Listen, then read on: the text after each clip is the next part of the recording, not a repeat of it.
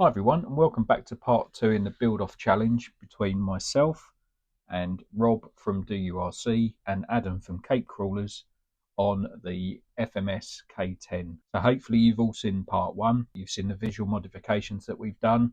I'll get into looking at Rob and Adam's later on in the video. We're on to part 2, which we're going to be doing performance upgrades, and to be honest, it's actually a really good little truck. So I was a bit unsure on which route to go. But one thing that's always better with crawlers is getting some of that low down weight. And quite often we do that we add brass. So seeing as I'm not doing loads of performance mods, I thought I'd focus on the one that I am doing. And we can look into not the science of it, but what does it actually relate to. So I've set up a little test jig here, and we're going to do a couple of tests. So let's go into that. So here I've got one of the brass kits. These are complete axles and portals and diff covers. So what I need to do is remove all of the original parts from the axles that come with the kit and fit them into these axles. But by fitting this brass, what does it actually mean? What does it actually do for us? So how are we going to test it? Well, all I'm going to do, I'm going to place the model on here. I'm going to keep everything the same with the exception of the axles. So the friction of the wood is the same, the tyres are the same. The only variable is those axles. And what we'll do is we'll do a couple of tests where we tip the vehicle like this, and we'll see how long it holds on for before I fit the kit, and then we'll fit the kit, and then we'll do the same test afterwards, and we'll see if we've actually improved the rollover angle of the truck. So this isn't overly scientific, but it's going to give you a good visual representation as to why do we fit brass and what do we actually gain by fitting it. So here we go. I'm just going to zero this gauge, and I'm just going to increase the angle until such time as it tips, and I'm just going to put my hand here because I don't want to damage the model. So 25, 27, 28, 29, 30, 31, 32, 33, 34, just starting to slide a little bit, 35, 36, 37. So first 37 degrees. I fitted this little angle at the back just so it doesn't roll off. So we're 0 meter again, and here we go. Now I'm not holding this at the front, I'm just putting my hands there to stop it from tipping off and breaking. Last thing I want to do now is damage it. So we're at 54, 55, 56, 57, 60 degrees, 54, 5, 66 degrees. That's impressive. 66 degrees.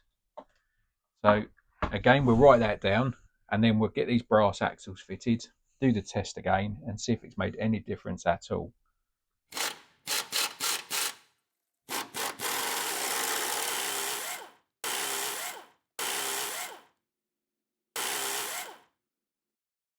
Well, that wasn't a quick job, but I'm glad that I've done it. It's given it a nice stance with relation to the weight distribution. So just a quick look underneath. I think you'll agree they look pretty cool. Did have to play around with them a tiny little bit. So obviously when you make millions of something, you're going to get a few or a bit of wear on a tooling. So I've had to clean up a couple of bits to get them to run smoothly, but that's not uncommon with this sort of stuff. And also because, just take that off quick, because the rear is a 4-link, where the top links attach, normally on a 3-link you'd have a bolt go straight through, and you'd have a clear hole one side and a threaded hole the other side. So because this is 4-link on the back, I just had to put a nut on the back of one of the ball joints, but it's no biggie. It's just, it's a bit of an oversight on their part really. So yeah, that's the axles on. So let's get the test jig over here and we'll do the same tests again and see what results we come up with. Great, well hopefully you can see that okay. So we'll just turn our angular gauge on, set it back to 0 and do the test again. So last time we got 37 degrees. So I'm just going to put my hand round, so excuse that because I don't want to damage it. We've got 37, so see how much difference we make this time. Now we might find it starts to slide away first, but 35, 36, 37. So it's actually coming out about the same. So let's try that again. I'm trying to do it as slowly and controlled as I can. 33, 34, 35, 36, 37. So actually, side hilling or tipping over sideways doesn't seem to be any different. So let's turn it round, try it the other way and see if that makes any difference. Try that again quickly. Hopefully you can still see it. So like I say, it's not completely scientific. I'm sure everybody's got their different variations of how to do this. 4, 5, 6, 7, 8, 9. So I'd say 69 degrees. So we've gained 2 degrees of how would you say it? Back tip, probably the best way to put it. So side hilling, we seem to be the same, but back tip we seem to have gained 2 degrees. So you know, in all honesty, it's most likely going to lose traction before it tips back, which is not a bad thing. But out on the trails, you know, it's not going to be flat like this is. So it's not completely scientific, but you know, it's just a fun little test to do, just to see if it's made any difference. So all I can say is obviously we've added a lot of low down weight, which is always good. This is not a scientific test at all. I just thought it would be fun, and the proof in the pudding is going to be when we get it out on the trails. So I guess what we're going to do now is we're going to have a look at Adam and Rob's models, and hopefully they're having a look at mine as well, and see and compare what we've done and how they look. So let's head over there now. So here we are. We're going to talk about Adam's truck a little bit. First of all, I want to say a massive thank you to Adam for joining in this build, and both Rob and Adam for inviting me in. I think Adam's done a fantastic job of this thing. It was quite interesting that he did mention that he was going to go with an off-road recovery theme, which is obviously what I went for. So, you know, this style of truck is often used for that sort of thing. But that candy lime green is amazing. I've never seen it before. I'm certainly going to use it in the future because that thing pops. And with those wheels, the Inura deep dish wheels, it really, you know, it really gives this truck a really nice stance. I love that. There's a lot of sort of comments about the toolbox as well, which I like the toolbox, and I'm very much sort of person that accessorizes a truck. So he said he got sand ladders in there and stuff like that. And at the end of the day, if you're going to go out with a truck like this, you're going to need that sort of stuff, aren't you? It was fantastic that he got out of his son Axel as well. My lad used to come out with me when he was a bit younger, but he's sort of outgrown that. So that was really cool for me. And the story behind Adam choosing this, you know, I used to spend a lot of time with my mates. I was a mechanic when I first got into work for many years, and I spent so many evenings with my buddies under the hood of trucks or cars or motorbikes or whatever, getting them back on the road. You know, we didn't have loads of money, so it was very much a case of everybody sort of chipped in and helped out and made do. So that story really stood out with me. So yeah, loads of interesting mods there, and I look forward to seeing what Adam's going to do with performance mods, because Adam's definitely the king of performance mods from the videos that I've seen. So that's enough with Adam's. Brilliant truck. I look forward to seeing it running out a bit more with all those accessories on. And so let's go over and take a look at Rob's build. Okay, well, where do I start?